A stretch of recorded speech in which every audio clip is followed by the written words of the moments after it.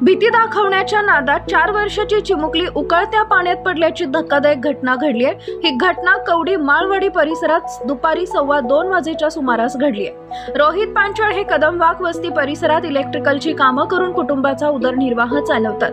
पांचाळ हे कुटुंबासोबत कवडी माळवाडी परिसरात राहतात। पांचाळ यांना आराध्या नावाची मुलगी आहे।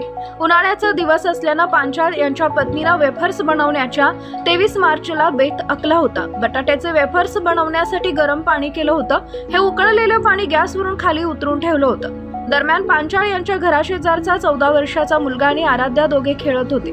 तेव्हा मुलानं आराध्याला उचलून पाण्यात टाकतो अशी भीती दाखवली। त्यानंतर मुलाकडून आराध्या उकळत्या पाण्यात पडली। त्यावेळी तिनं मोठमोठ्यानं ओरडा केला। आवाज ऐकून आराध्याचे नातेवाईक त्या ठिकाणी ताबडतोब आले। त्यांनी आराध्याला गरम पाण्यातून त्वरित बाहेर काढलं। उपचारासाठी काळभोर येथील विश्वराज हॉस्पिटलमध्ये दाखल केले। मात्र तिची प्रकृती गंभीर असल्याने तिला हडपसर येथील खासगी रुग्णालयात उपचारासाठी दाखल करण्यात आलं।